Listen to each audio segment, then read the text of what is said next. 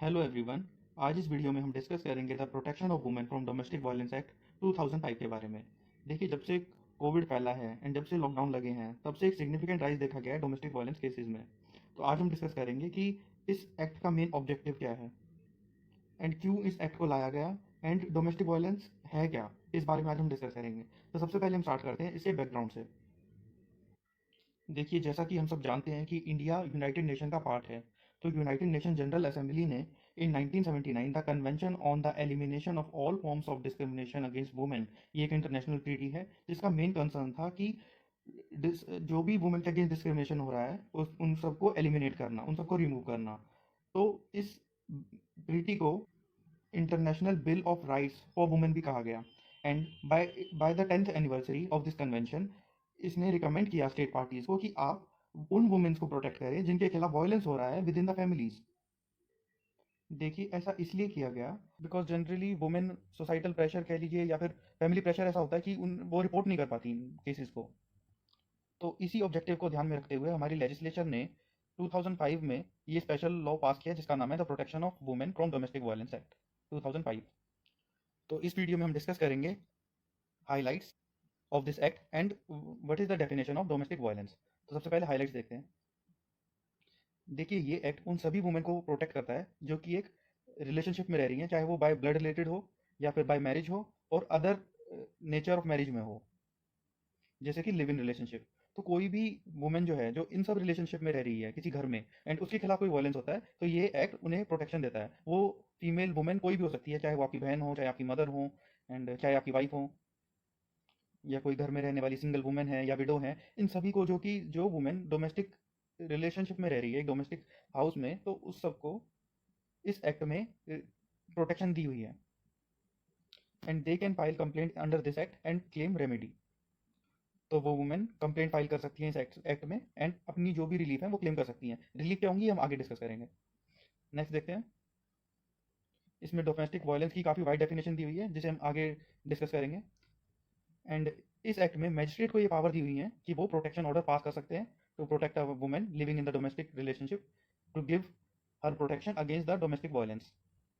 देखिए, मजिस्ट्रेट इस एक्ट में ऐसा ऑर्डर पास कर सकते हैं जिसमें वुमेन उसी घर में रहते हुए प्रोटेक्शन डिमांड कर सकती हैं। एंड वुमेन ने जिसके अगेंस्ट कंप्लेंट फाइल की है, मजिस्ट्रेट उन्हें रोक भी सकते हैं कि आप इनसे कांटेक्ट नहीं करेंगे अभी कुछ दिन तक, जब तक वो प्रोटेक्शन ऑर्डर एनफोर्स में है। देखिए, ब्रॉड ओवरव्यू है एक्ट के बारे में, डिटेल डिस्कशन हम आगे वीडियोस में करेंगे। नेक्स्ट देखते हैं।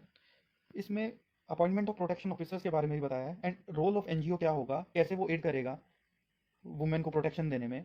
तो इन सब चीज़ों एंड उसका क्या कैसे मेडिकल एग्जामिनेशन होगा, उसकी सेफ्टी एंड शेल्टर के बारे में सब कुछ डिस्कस है। एंड इन लोगों की क्या ड्यूटीज़ होंगी, इन सब बारे में इस एक्ट में बताया है। नेक्स्ट देखते हैं। देखिए, इस एक्ट के आने से पहले भी हमारे पास लॉ था जो कि डोमेस्टिक वायलेंस और क्रुएलिटी के अगेंस्ट वुमेन को प्रोटेक्शन देता था एंड इवन आज भी देता है। जैसा कि बहुत फेमस सेक्शन है 498A of Indian penal code 1860, जिसमें हस्बैंड एंड हिज रिलेटिव जो भी क्रुएलिटी करते हैं वुमेन के साथ तो वो भी पनिशेबल होगा अंडर दिस सेक्शन। बट देखिए, इस सेक्शन एंड इसमें पनिशमेंट देने के बाद भी हमें इस एक्ट की जरूरत इसलिए पड़ी बिकॉज ये एक्ट वाइड नहीं है। जैसे कि ये एक्ट सिर्फ प्रोटेक्शन देता था सिर्फ वाइफ को, बट डोमेस्टिक वायलेंस एक्ट काफ़ी वाइड है जिसने कवर किया है हर उस वुमेन को जो कि एक डोमेस्टिक रिलेशनशिप में रह रही है, चाहे वो with in nature of marriage हो। जैसा कि लिव इन में जो वुमेन रह रही है उन्हें भी प्रोटेक्शन दी हुई है डोमेस्टिक वायलेंस एक्ट में। And even sister, mother in law, daughter in law, इन सबको प्रोटेक्शन दिया हुआ है। तो डीबी एक्ट का स्कोप जो है वो काफ़ी वाइड है as compare to 498A। And इसमें जब भी वुमेन या वाइफ जब भी 498 का केस फाइल करती थी तो इसमें हस्बैंड एंड उनके रिलेटिव्स को पनिशमेंट दी जाती थी। इसमें कोई प्रोटेक्शन ऑर्डर नहीं था या ऐसा कोई प्रोविजन नहीं था जिसमें वुमेन को शेल्टर मिले या मेडिकल फैसिलिटी हो। तो इस परस्पेक्टिव में 498A काफ़ी नैरो था। एंड देखिए, एक चीज़ भी है, जैसे 498A पर हस्बैंड जब कंप्लेंट फाइल करती थी वाइफ, तो हस्बैंड एंड उसके रिलेटिव को ज़्यादातर जेल हो जाती थी। जैसा कि ये ऑफेंस कॉग्निजेबल है एंड नॉन बेलेबल है, जिसमें पुलिस सीधा विदाउट वारंट अरेस्ट कर लेती थी। जिससे कि प्रॉब्लम क्या क्रिएट होती थी कि रिकन्सिलिएशन ऑफ मैरिज के जो चांसेस हैं वो काफ़ी ख़त्म हो जाते थे। जैसे हस्बैंड एंड जब भी उसके रिलेटिव जेल पहुंच जाते थे, तो बिल्कुल रिकंसिलिएशन का कोई चांस ही नहीं रहता था। उन्हें उस टाइम उतना गुस्सा आता था कि इस औरत की वजह से आज हम जेल में आ गए। तो एक जो रिकंसिलिएशन का जो स्कोप होता है फैमिलीज में, वो बिल्कुल खत्म हो जाता था एंड मैरिज भी ऑलमोस्ट एक डेड एंड पे आ जाती थी। एंड इस एक्ट का वाइडली मिसयूज भी बहुत हुआ है। तो डीवी एक्ट एक ऐसा रास्ता था जिसमें वुमेन जेल ना भिजवा के एक बीच का रास्ता निकल जाता था डीवी एक्ट के थ्रू, जिसमें प्रोटेक्शन ऑर्डर मजिस्ट्रेट पास करते थे, जिसमें वुमेन को अब उसी घर में रहना होगा, प्रोवाइडेड उसको कुछ रिस्ट्रिक्शन जो अदर फैमिली मेंबर्स हैं उन पर इम्पोज कर देंगे मजिस्ट्रेट रिस्ट्रिक्शन कि आप इसे परेशान नहीं करेंगे। एंड डीवी एक्ट की सबसे अच्छी बात यह है, इसमें कोई डायरेक्टली कोई पनिशमेंट नहीं दी हुई, जबकि 498 सीधा सीधा पनिशमेंट देता था। देखिए जो हमारा डीवी एक्ट है, डोमेस्टिक वायलेंस जो हमारा एक्ट है, ये एक तरह से बीच का रास्ता है कि पहले क्या होता था, वुमेन कंप्लेंट ना फाइल करना प्रेफर करती थी, क्योंकि उन्हें पता था अगर कंप्लेंट करेंगे तो 498 में तो हस्बैंड एंड उनकी फैमिली का जिन्होंने भी डोमेस्टिक वायलेंस या क्रुएलिटी कॉज की, उनका जाना लगभग तय है जेल, क्योंकि ऑफेंस कॉग्निजेबल है। एंड समटाइम 498 ए का काफ़ी रैम्पेंट मिसयूज हुआ था, एंड इवन होता है एक्चुअली आज भी। तो डीवी एक्ट ने एक ऐसा रास्ता निकाला जहाँ पर जेल भी नहीं होगी एंड प्रोटेक्शन भी दी जाएगी। एक तरह से लाठी सांप भी मर जाएगा और लाठी भी नहीं टूटेगी।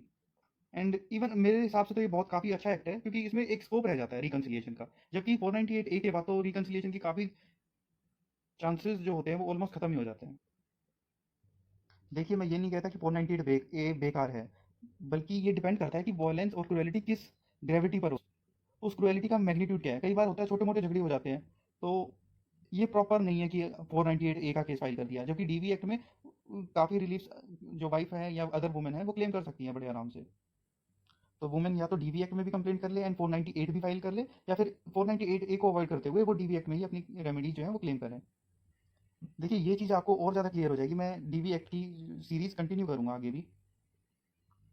तो जब हम डीवी एक्ट में जो रिलीफ दी हुई है इनके बारे में और समझेंगे तब हमें और क्लियर हो जाएगा। तो अभी हम स्टार्ट करते हैं कि डोमेस्टिक वायलेंस की डेफिनेशन के बारे में, जो कि इस एक्ट में ही दी हुई है। देखिए कोई भी एक्यूज का कोई भी एक्ट या ओमिशन या ऐसा कोई कंडक्ट जिससे वुमेन को हार्म हो, एंडेंजर हो उसकी हेल्थ को, सेफ्टी को, लाइफ को, लिम को और उसकी वेलबींग को, या उसकी मेंटल स्टेट ऑफ माइंड को, मेंटल हेल्थ को। And it also includes physical abuse. देखिए एक होता है हार्म कॉज करना, जिसमें बॉडीली इंजरी हमें खुद ही दिख जाती है, बॉडीली इंजरी जो भी हुई है। बट एक होता है फिजिकल एब्यूज, जैसे कि वुमेन से ज़्यादा ही काम कराना, एक्स्ट्रा ऑर्डिनरी काम दे देना उसे कि वो आराम ही ना कर पाए, एक पर्सन को एक तरह से एक्सप्लॉइट करना। तो ये होगा physical abuse, sexual abuse, verbal abuse and emotional abuse, and even economic abuse भी इसमें इंक्लूडेड है। देखिए वर्बल एब्यूज भी काफ़ी वाइड है, जैसे कई बार बुरा भला बहुत बोला जाता है कि ये तो चुड़ैल है, ये तो काली है, ये तो मोटी है, भैंसी है, कुछ भी किसी भी नाम से बुलाना ये भी डोमेस्टिक वायलेंस है किसी भी वुमेन के अगेंस्ट। आप नहीं बुला सकते ऐसे किसी को। इमोशनल एब्यूज भी देखो काफ़ी वाइड है, जैसे ह्यूमिलिएट करना, उसको गलत नामों से बुलाना, या कुछ भी ऐसा कंडक्ट घर में ऐसे सर्कमस्टेंसेस क्रिएट कर देना कि वो रह ही ना पाए घर में, या फिर कमेंट करना, टॉन्ट मारना कि इसने हमारी ज़िंदगी ख़राब कर दी, जब से ये आई है कुछ भी अच्छा नहीं होता, कलंक है ये, कुछ भी ऐसा बोलना, ये सब ही डोमेस्टिक वायलेंस कंस्टिट्यूट करेंगे। नेक्स्ट हम देखते हैं harassment, harm, injury and danger the aggrieved person. देखिए किसी भी एग्रीव्ड वुमेन को परेशान करना to meet any unlawful demand of dowry, कि डॉरी लेने के लिए उसको परेशान करना, उसको चाहे हरास करना फिजिकली या मेंटली आप उसको परेशान कर रहे हो, तो ये सारी चीज़ें भी कंस्टिट्यूट करेंगी डोमेस्टिक वायलेंस। जैसे कि वुमेन को कई बार ताने दिए जाते हैं कि बहुत कम दहेज लाई हो, या एकदम बेकार दहेज लाई हो, या तुमने तो कुछ भी नहीं दिया, इससे भी अच्छा अच्छा है मार्केट में फिर भी तुमने इतना कम दिया, ये अच्छी क्वालिटी का नहीं है। तो ये सभी चीज़ें डोमेस्टिक वायलेंस कंस्टिट्यूट करेंगी। नेक्स्ट क्लॉज सी हम देखते हैं, जिसमें थ्रेटनिंग को भी डोमेस्टिक वायलेंस में इंक्लूड किया है। देखिए जो भी क्लॉज ए एंड बी में जो भी डिफाइन है, उसके लिए अगर थ्रेट भी किया जाएगा, किसी वुमेन को धमकी दी जाएगी या फिर उसके किसी रिलेटिव को भी, तो ये भी डोमेस्टिक वायलेंस कंस्टिट्यूट करेगा। देखिए जैसे कई बार क्या होता है, वो वुमेन को परेशान ना करके उसके घर वालों को परेशान करते हैं, तो वो भी डोमेस्टिक वायलेंस कंस्टिट्यूट करेगा उस वुमेन के against, and she can file a complaint and claim remedies. Clause D हम देख लेते हैं, अदर इंजरीज एंड हार्म। देखिए अदरवाइज कोई इंजरी करी हमने वुमेन को, या किसी फैमिली में वुमेन को इंजरी की, वो किसी से भी रिलेटेड हो सकती है। यानी कि ये जरूरी नहीं है कि वो सिर्फ अनलॉफुल डिमांड ऑफ डॉरी से रिलेटेड हो, वो हो सकता है किसी गुस्से में भी उसको मारा हो या फिजिकली परेशान कर रहे हो, या मेंटली उसे परेशान कर रहे हो। देखो कई फैमिलीज़ की ये टेंडेंसी हो जाती है कि वो किसी आदमी को देख के खुश नहीं होते अपने घर में, तो वो स्टार्ट कर देते हैं मेंटली टॉर्चर करना। वो ऐसे सर्कमस्टेंसेस क्रिएट कर देते हैं कि वो घर में नहीं रह पाती, तो ये सभी चीज़ें भी डोमेस्टिक वायलेंस कंस्टिट्यूट करती हैं। नेक्स्ट यहाँ एक्सप्लेनेशन है जो मैंने आपको अभी बताया। एंड इकोनॉमिक एब्यूज़ यहाँ थोड़ा मैं डिफाइन कर देता हूँ। देखिए वुमेन जो भी डोमेस्टिक रिलेशनशिप में रह रही है उसको उसकी प्रॉपर्टी से डिप्राइव कर देना, जिसको वो यूज़ करने के लिए एंटाइटल्ड है, या उसके बच्चे एंटाइटल्ड हैं। देखिए कई बार उन्हीं वुमेन की चीज़ों को छुपा दिया जाता है, उन्हें बताते नहीं कि ये कहाँ पर रखी है, या फिर चाबी वगैरह उठा के रख लेते हैं संदूक की, अलमारी की, कार की, एक्सेट्रा। तो ये सभी चीज़ें इसमें आएंगी। या कोई रेंटल इनकम है वो उसे नहीं दी जाती, तो ये सभी चीज़ें इसमें आएंगी। Next clause B, disposal of household effects. देखिए किसी प्रॉपर्टी को बेच देना, एंड ताकि वुमेन या उसके बच्चे उसे यूज़ ही ना कर पाएँ, जिसके लिए वो एंटाइटल्ड थी, जिस प्रॉपर्टी को वो यूज़ कर सकती थी by virtue of the domestic relationship, उस प्रॉपर्टी को ही डिस्पोज ऑफ कर दिया, तो ये सारा इकोनॉमिक अब्यूज़ में आएगा।